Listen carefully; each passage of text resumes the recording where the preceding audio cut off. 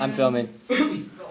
We're entering the heart of hurricane season. Any day now, you're going to turn on your television and notice some weather person pointing some random blob in the Atlantic making 2 meteorologist points.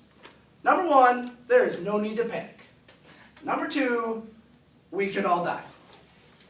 In his column, Dave Barry gives you a speech on the do's and the don'ts of what to do in a hurricane and kind of gives you the humor of the hurricane season. So I give you a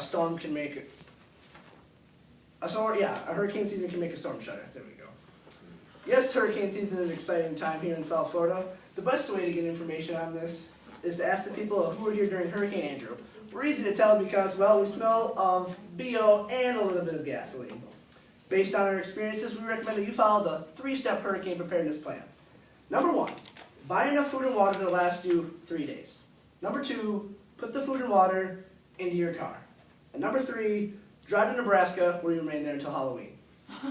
Unfortunately, statistics show that people will not follow this sensible plan and they will just sit here in South Florida and wait for the hurricane to come. But if you're one of those people, you want to clip out the following useful information and tuck it away somewhere so that when the hurricane's coming, you don't know what to do. We'll start with the most important part of hurricane preparedness, homeowners insurance. If you own a home, you must have homeowners insurance. Fortunately, insurance is easy to get and it is cheap, as long as you make two basic requirements. Number 1, your house is reasonably built. Number 2, it's located in Nebraska. Unfortunately, if your home is located in South Florida or any other area that might actually be hit by a hurricane, most insurance companies would not really want to give you insurance because they might be required to actually pay you money, and that's definitely not why they got into the hurricane business or the hurricane insurance business in the first place.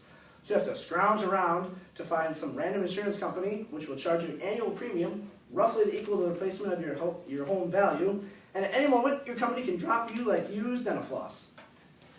Since Hurricane Andrew, I have had an estimated 27 different insurance companies. This week I'm covered by Bob and Big Stan Insurance Company, under a policy that which states, in addition to my premium, Bob and Big Stan are entitled, on demand, to my kidneys. Shutters.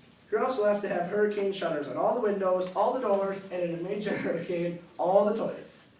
There are several types of shutters with advantages and disadvantages. Plywood shutters. The advantage is, because you built them yourself, they are cheap. The disadvantage is, because you built them yourself, they're going to fall off. Sheet metal shutters. The advantage of these is they will work well once you get them up. But the disadvantage is, once you get them up, your hands will be bleeding useless stumps until Christmas. Roll-down shutters. The advantage of these is they are very easy to use, and they will definitely protect your home. But the disadvantage is you're going to have to sell your home to buy these shutters. Hurricane-proof windows. These are the newest wrinkle in the hurricane protection. They look like ordinary windows, but they can withstand hurricane winds.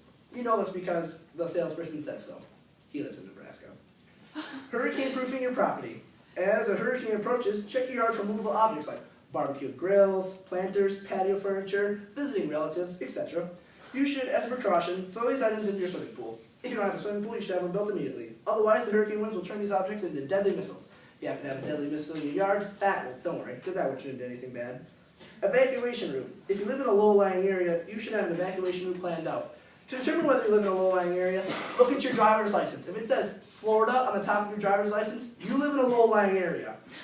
The purpose of having an evacuation route is to avoid being trapped in your home when a major storm hits. Instead, you'll be trapped in a gigantic traffic jam several miles away from your home with like 200 other evacuees. So as a bonus, you won't be lonely. Supplies. If you don't evacuate, you will need a mess of supplies. But don't buy them now. South Florida tradition requires you to buy them at the last possible minute. That way you can get into a fight with a man at a supermarket over the last can of Spam. In addition to your food and water, you will need the following supplies. 23 flashlights. At least $167 worth of batteries that turn out when the power goes out, they're the wrong size for your flashlight. Bleach. No, I don't know why you need bleach. Nobody knows why, but get some, damn it. A 55-gallon drum of underarm deodorant. A big knife you can strap to your leg. Nah, it's not going to help in the hurricane, but it looks sweet. A large quantity of bananas to placate the monkeys. Ask anybody who went through Andrew. After the hurricane, there will be a lot of irate monkeys. $35,000 in cash or diamonds. So that after the hurricane passes, you can buy a generator from a man with no teeth. Of course, these are just the basic precautions. As the hurricane draws near, it is very important for you to keep abreast of the situation by turning on your television and watch the TV reporters in their rain slickers stand next to the ocean be oh, there's no need to worry, but you need to stay the hell away from the ocean. At this point, I've prepared to do all that I can, and frankly, there's nothing left for me to do but to pray. But I mean for a really big wave.